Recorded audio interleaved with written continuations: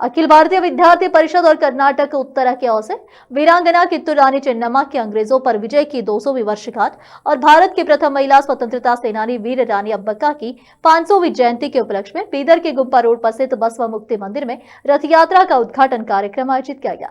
इस कार्यक्रम का उद्घाटन केंद्रीय राज्य मंत्री शोभा करंदलाजे ने दीप जलाकर कित्तूर रानी चेन्नम्मा और महिला स्वतंत्रता सेनानी वीर रानी अब्बक्का चित्रों को मालार्पण करके किया। इस अवसर पर रथ यात्रा स्वागत समिति के अध्यक्ष डॉक्टर रजनीश चिदंबरम आश्रम के स्वामी जी डॉक्टर शिवकुमार स्वामी जी, अखिल भारतीय विद्यार्थी परिषद के राष्ट्रीय कार्यदर्शी शालिनी शर्मा के अलावा अन्य लोग उपस्थित थे। इस संबंध में मंत्री शोभा करंदलाजे ने मीडिया से बात की। केपी न्यूज के कैमरामैन पप्पूराज का कवरेज। देश विदेश और स्थानीय समाचारों के लिए चैनल को लाइक शेयर और सब्सक्राइब करना ना भूलें। किंतु आज मेरे जीवन का सबसे बड़ा विशेष क्योंकि आज मैं ऐसी पुण्य धरा पर हूँ जहाँ ब्रिटिश औपनिवेशिक शासन के विरुद्ध लड़ने वाली रानी वीर मंगलई का जन्म हुआ है।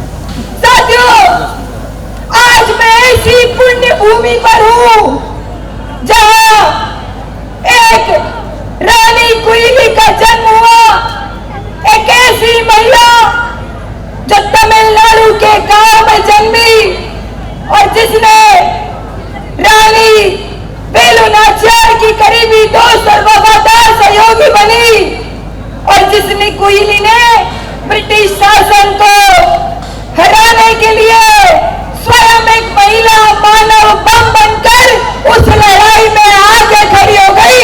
आज मैं ऐसी पुण्य भूमि पर।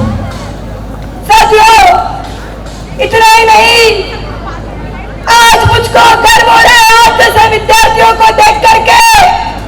मैं मध्य प्रदेश से आती हूँ, किंतु मैं आज उस पुण्य भूमि पर हूँ जहाँ देश की पहली महिला स्वतंत्रता संग्राम सेनानी रानी अब्बक्का जी ने जन्म लिया और इस देश को गौरवान्वित करने में अपना अहम योगदान दिया। आज मैं ऐसी पुण्य भूमि पर हूँ। ರಾಜರಾಗಬೇಕಪ್ಪ ಅಂದ್ರೆ ಅದು ರಾಣಿ ಅಬ್ಬಕ್ಕ ಆಗ್ಬೋದು, ಕಿತ್ತೂರು ರಾಣಿ ಚೆನ್ನಮ್ಮ ಆಗ್ಬೋದು, ಇಂತಹ ಮಹಾಪುರುಷರು ನಮ್ಮ ಯುವ ಶಕ್ತಿಗೆ ವಿದ್ಯಾರ್ಥಿಗಳಿಗೆ ರೋಲ್ ಮಾಡೆಲ್ ಆಗಬೇಕು. ಅವರ ವಿಚಾರವನ್ನು ನಮ್ಮ ವಿದ್ಯಾರ್ಥಿ ಸಮುದಾಯಕ್ಕೆ ತಿಳಿಸಬೇಕು. ಆ ಮೂಲಕವಾಗಿ ಯಾವಾಗಲೂ ಕೂಡ ಇತಿಹಾಸದಲ್ಲಿ ಒಂದು ಮಾತಿದೆ, ಯಾರು ದೇಶಕ್ಕೋಸ್ಕರ ಪ್ರಾಣವನ್ನು ಅರ್ಪಣೆ ಮಾಡ್ತಾರೆ, ಸೈನಿಕರಾಗಿರ್ಬೋದು, ಸ್ವತಂತ್ರ ಹೋರಾಟಗಾರರಾಗಿರ್ಬೋದು, ಅವರನ್ನ ಈ ದೇಶದ ಯುವ ಸಮುದಾಯ ಅಥವಾ ಈ ದೇಶದಲ್ಲಿರ್ತಕ್ಕಂಥ ವ್ಯಕ್ತಿಗಳು ಸ್ಮರಿಸಲೇಬೇಕು. ಅಂದಾಗ ಮಾತ್ರ ಭಾರತ ದೇಶದ ಇತಿಹಾಸ ಒಂದು ಭವ್ಯವಾಗಿರ್ತಕ್ಕಂಥ ಇತಿಹಾಸ ಇದೆ.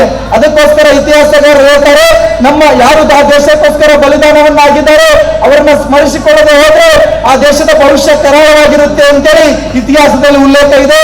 ನಾವು ಆ ರೀತಿಯ ನಾನಾ ದೇಶಗಳನ್ನ ಇವತ್ತು ನಮ್ಮ ಕಣ್ಣು ಮುಂದೆ ಬರುತ್ತೆ. ಆದರೆ ಇವತ್ತು ಭಾರತ ದೇಶದ ಯುವ ಶಕ್ತಿ, ಭಾರತ ದೇಶದಲ್ಲಿರ್ತಕ್ಕಂಥ ವ್ಯವಸ್ಥೆ ಇವತ್ತು ಬಹಳ ಸಮೃದ್ಧವಾಗಿದೆ. ಇವತ್ತು ದೇಶದ ಯುವ ಶಕ್ತಿ ರಾಷ್ಟ್ರದ ಪರ ದೇಶ ಮೊದಲು ಅನ್ನುವಂತ ಯೋಚನೆ ಮಾಡ್ತಕ್ಕಂಥ ಯುವ ಶಕ್ತಿ ಇವತ್ತು ನಮ್ಮ ದೇಶದಲ್ಲಿ ಕಾಣ್ ಸಿಗ್ತಾ ಇದ್ದಾರೆ. ಅದಕ್ಕೆಲ್ಲದಕ್ಕೂ ಕೂಡ ಕಾರಣ ನಮ್ಮ ವ್ಯವಸ್ಥೆ, ಇವತ್ತು ದೇಶದಲ್ಲಿ ಆಗ್ತಾ ಇರ್ತಕ್ಕಂಥ ಬದಲಾವಣೆಗಳು.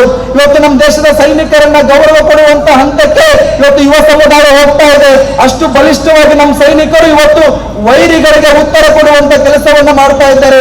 ಈ ರೀತಿಯಾಗಿ ಭಾರತ ದೇಶದಲ್ಲಿರ್ತಕ್ಕಂಥ ಯುವ ಶಕ್ತಿ ಇಂತಹ ಮಹಾನ್ ಶಕ್ತಿಯನ್ನ ನೆನಪಿಸಿಕೊಳ್ಬೇಕು ಅನ್ನುವಂತ ಉದ್ದೇಶದಿಂದ 2 ರಥಯಾತ್ರೆಗಳು ಸಂಚರಿಸಿ ಇವತ್ತು ಹೋಗ್ತಾ ಇದೆ.